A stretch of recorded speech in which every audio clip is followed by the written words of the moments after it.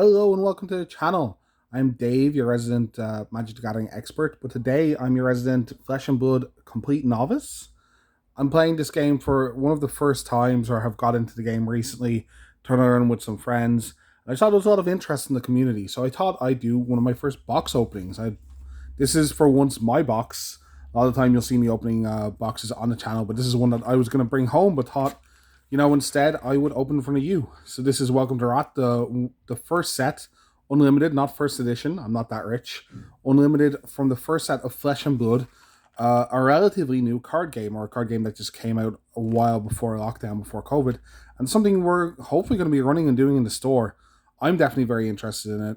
There's a page you can join on Facebook. It's Flesh and Blood Ireland. We're running that page at the moment. And other stores in the country are also going to have their kind of events and stuff up, because we really want to get this community going and seeing who's interested, and seeing if this game has legs. It hasn't been a new game that sparked my interest as much as Flesh and Blood. It just has new mechanics, kind of new feel, and a nice complexity to it that I haven't felt in a while in a game. The rarities are going to be different in this. You're used to me doing Magic videos. There's commons, there's rares, which seem to mimic uncommons a bit. Majestic, there's super rares, there's foils. There's a certain type of foil, cold foils that are worth a bunch of money. There's another two. There's Fabled, which comes, we think, in only one in every 80 or 60 or 80 boxes. And then there's one in between Majestic and Fabled. Oh, there's Legendary, of course, which are the kind of expensive cards. I think a lot of the rares in these sets have ended up being mimicking a bit closer to something like Yu-Gi-Oh, where rares are kind of super affordable, and so are Majestics. They're like €5 to €10 for some really good ones.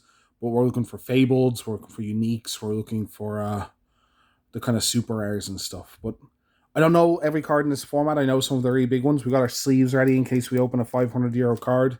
We're going to dig in, though. I'm just trying to grow my collection a bit, so I'm not too concerned about the kind of value of the set overall. I just want to get some cool cards and some decks made, and I guess it's been a while since I've said that about a card game. I usually play pretty competitively. I'm always looking kind of for value. But yeah, it's kind of nice to be casual to a game again. So you'll notice these packs come with 24. Something that's really nice about Flesh and Blood, and something that attracted me to it, like it did other games in the past, was there's a limited format, and from the feedback I've heard, actually quite a good limited format, a lot of fun. So I can't wait to get into that. There's enough in a box to draft, no more, no less. It's pretty nice. Kind of like the art. And at first, something that was a downside to me about this game is I'd been shown some art for it. It was kind of mediocre art, but I think the art is actually kind of cool and very high fantasy now that I've got into it and opened a bunch. So let's get it.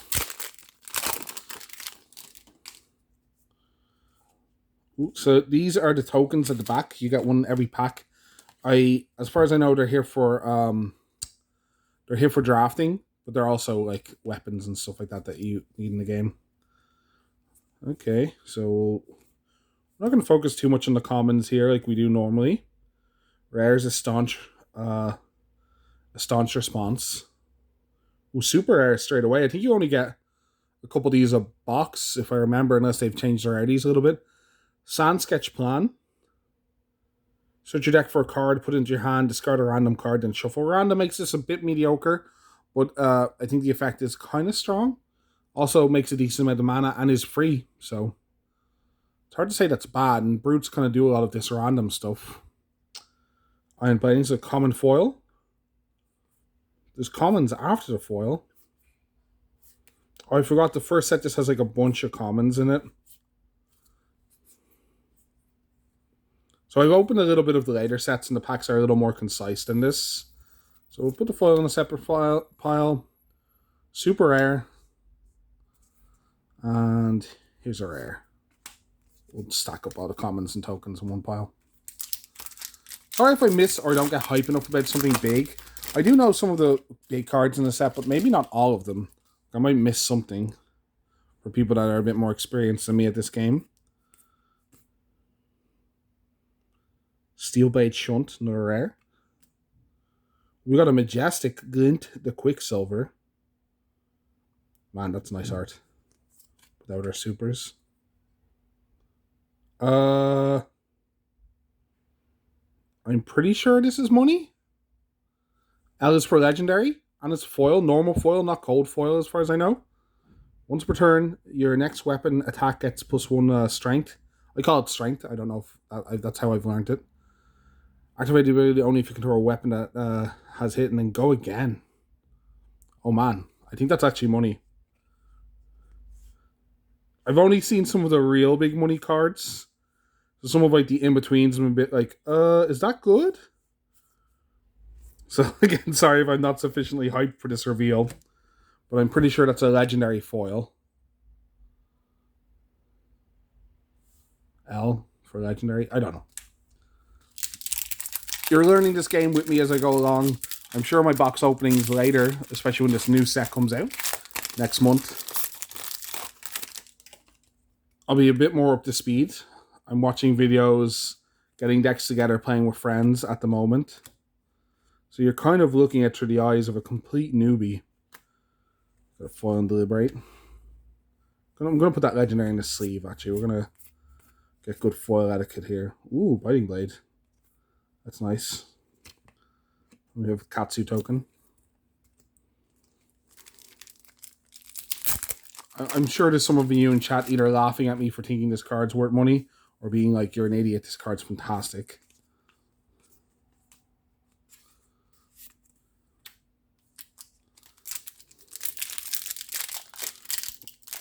I'm trying to remember the drop rates off the top of my head because they've changed recently as well, as far as I know. So welcome to Rathe had slightly different drop rates to other sets. Ooh, nice. So I might be getting them confused as well, but I think Legendary is only like a couple a case. Got 2 rares in this pack. Nothing amazing. Ooh, I like Awakening Bell. I like that art. I don't know. It's kind of it reminds me of like WoW orcs. That kind of big brutish kind of orc. A bunch of commons. So far this seems like a great box.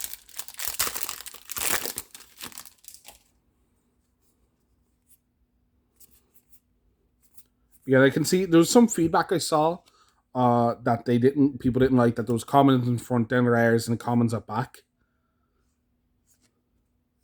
I can see why that's a little annoying because like oh, I have more cards to go after that great card. Oh no, it's just a bunch of chaff. We're kind of like Reiner, and if I own braces, maybe I'm going to play. No, braces are warrior actually. Sorry. You're also hearing me figure out my collection and what decks I can build to test out as we go. As I said, I've said a couple times, kind of nice to be like, oh, this is... Oh, they're different colors. Like I thought they were the exact same card. For those of you that don't know, and something that blew me away a bit, if a card like this is really good, you can play up to 9 of them in certain decks because their colors kind of indicate how much mana you can pitch for it. Yeah, sorry, I'm using some magic terms like mana, but how many resources you can make with them. So I've seen some decks run up to 8 or 9 of the same card. Blessing of Deliverance. Ooh, Barraging Beatdown I think is supposed to be very good. Oh, I thought this was the really expensive helm that everyone's playing, like hundreds of euro one. I forget what that's called off the top of my head. In this video this time, usually I can be a bit more educational and insightful when I do Magic ones. So I'm sorry if this is what you came here for this one. I will certainly pick up this game as I go, but you are just seeing this game like me kind of for the first time and learning it with me. In Gamers World, we will be running eventually some demo games when we can, when everything lines up for it. Ooh, another super. Pounding Gale. If open to center was the last attack in this combat, if the Pounding Gale would deal damage to a hero, instead deal double that damage. Ooh, that can be a big one. That's pretty sweet. I don't know if that's seeing a lot of play at the moment, but that's 2 supers in this box. Or a foil. And I don't think anything can be in these back commons. But I'm just checking, just in case. Just in case. So yeah, I'm going to just... You're going to see my excitement, the different cards I like. I'm going to comment just on art and if abilities are cool and what I'm liking about the game as I do these videos. So if you're up for seeing that and kind of learning with me, do tune in for these videos. If you're not, maybe they're not for you yet, but I certainly will get better at just recognizing what's good and commenting about that and saying, ooh, shiny, or ooh, cool art. But at the moment, ooh, shiny. I like Savage. See, all the kind of orc, the brute arts are like really cool, I think. Let us know as well in the comments. What do you liked about the game? Have you played many games at home? Have you got a friend to play? What are you enjoying? What's so different about the major card games? Could this compete with some of the major card games? I'd love to hear opinions about it. Okay, so double rare again. I say double rare like you down that like that's the downside. Double rare is bad in this game. I'm saying it with like a bit of joy in my voice because in Magic, double rare, ooh, that's good. In this, rare is like slightly above uncommon, it seems. So not as good. Look at the art on this. This is gruesome. That is beautiful. Focus camera. There we go. The ninja cards are nice. I'm not 100% decided on what hero I want. I know there's like tiers and it's pretty easy to see which ones are doing well, but this game a bit like stuff like L54. Maybe I want to go a bit more for people like another Majestic. Steelblade. Is that the one I got before? No, I got Glint of this Quick Blade. Okay, so I got some nice warrior cards actually. So end of turn, target weapon, and whenever this weapon hits, draw a card and go again. This card seems insanely good. That card seems sick. Also, something I've been told, and I want to hear a bit of feedback about this because I'm not sure if it's 100% true. So please check the comments in case I'm BSing you a little bit here. Is because of the nature of how these boxes are made, as in the sets are made, there's only a couple heroes that are focused on every set with some also generic cards. That if you buy a couple boxes, you're able to just make a deck. And that's not always true with Magic. Like, I guess it's strictly true in that you can make something that functions. I don't think these decks are going to be tier. You kind of need legendaries and stuff like that for your decks to be high tier, kind of expensive cards. But it seems like you can make pretty functional if you bought like two boxes. Like a couple decks that are close, like need a little bit of an upgrade to be playable. We'll find it out because while I want to run these tournaments and help people to be able to play the tournaments in the country, I would also love to play them as well. So maybe when we get some tournaments going, you'll see me sitting opposite you. Ooh, the terror. Oh, bravo.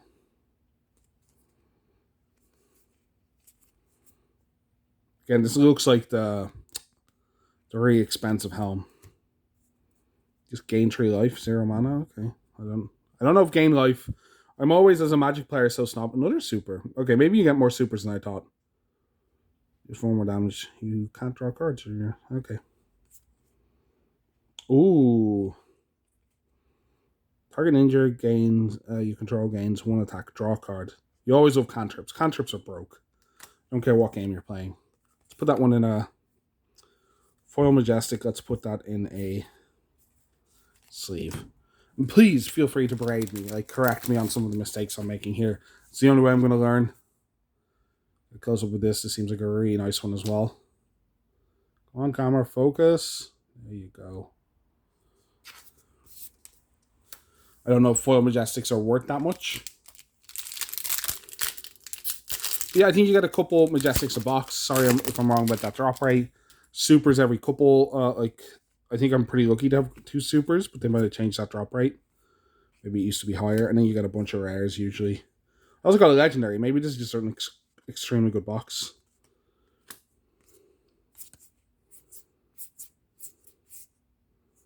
Some commons. Some biting blades. I don't think rare foils are good unless they're old steel foils.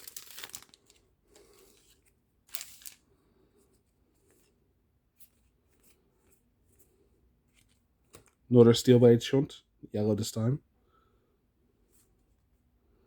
Rare and common. Okay. Let's flick through the commons. I know there's nothing in those back comments. There can't be. There's been too many packs without one. But I still feel like the idiot in me is going to miss something there, you know? Oh no.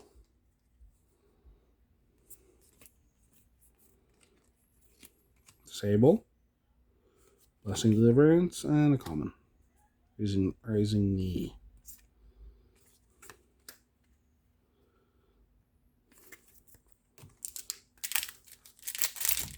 So I've like slowly fallen in love with the art for this game. Again, I don't know what it was, but there was something about the initial impression of the art. I don't know if it was a bad card I saw, or maybe I saw it from a kind of a distance and didn't pay enough attention. But at first I didn't like the art, but like it's this like mixture of L5R and kind of high fantasy. So kind of that Americanized Asian kind of style with a kind of high fantasy look as well. And that's kind of grown on me.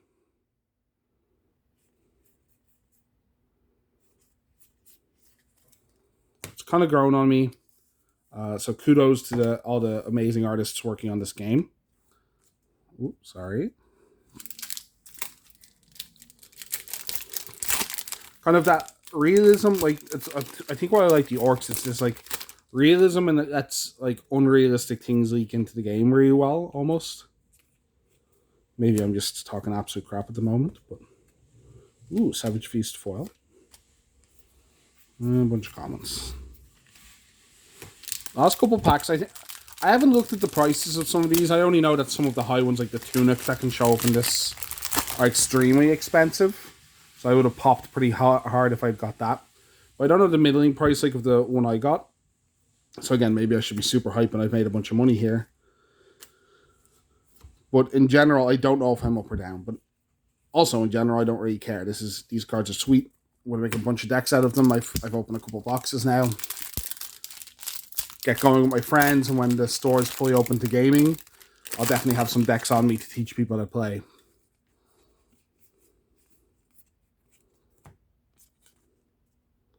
Okay, an exciting pack.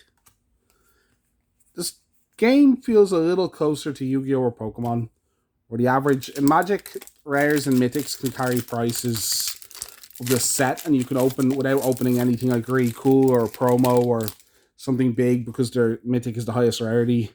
You spread the price throughout the rares, and there's still rares that can be 20 euro. Another super. Okay, maybe I'm just very wrong about the drop rate of supers. Last ditch effort.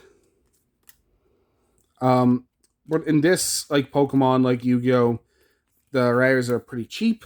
Rares are pretty normal. They're nice, but like you can probably get them for a couple of euro. Same with the Majestics, as far as I've seen. And it's the supers and stuff, and it's the big cards that are driving up the price of the majority of decks. Ooh. And a bunch of Comarinos. Okay, I thought only one pack. Surprise pack that's basically free. It's basically a freebie. I was very prepared for that to be my last pack.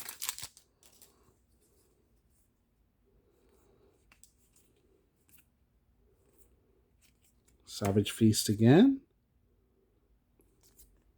Okay, looking great in that pack. Last pack. Give me big energy. I've got a lot of supers, which is nice. Can we get the tunic? Not too much to ask. Can you get cold foils in the unlimited sets? I can't remember. Let me know in the comments if you actually know that. If you can get cold foils in the normal set. On the unlimited set. This is the last pack. So, big energy. If you want me to open a legendary, please like and subscribe. Everyone knows if you like and subscribe, people open millions of your own packs. That's just a fact. It's a scientific fact proven by science. Please take the time to like and subscribe to the channel right now for more content like this. And let's see what the last card we get is. Okay, another disable. Oh, another super. Okay. And a common foil. Another super, though. It's pretty good. Seems pretty good to me. I think I probably opened a little bit above average in supers there. And as I said, a legendary. So I don't think I can complain about my first kind of My first Rathe box or Rat box, but my first box on the channel of Flesh and Blood. Let there be many more. I might end up opening a couple more because I'm going to grow my collection a bit. So while I do, I might as well show you guys at home, you guys and gals at home. And I'll tell you as well while I'm opening these my opinion of the game. Hopefully, the next time I talk to yous, I'll have played a couple games and see how I feel about it. Got a bit of opinions from the community. We are already applying to run some events. Of course, current global circumstances are preventing that, but stay tuned. Follow along on Facebook, Flesh and Blood Ireland, where we run the page there, and we'll put up updates for when events are running. We're going to try and get everything going in the country that a lot of other countries have got already. And tell me in the comments if you like this video. If you want to like join my journey and learning this game, opening some new boxes, and getting like events running in Ireland. There's something always a little bit exciting when a game with a hint of promise like this comes along. For a long time card gamers like me, and long time I guess retail workers like me, it's this like opportunity to possibly do something new in the community and be part of like the roots of a game. And I don't think that happens that often. And a lot of games that happens to, unfortunately, end up going broke. And that's not because games are bad. It's not because people don't put in enough effort.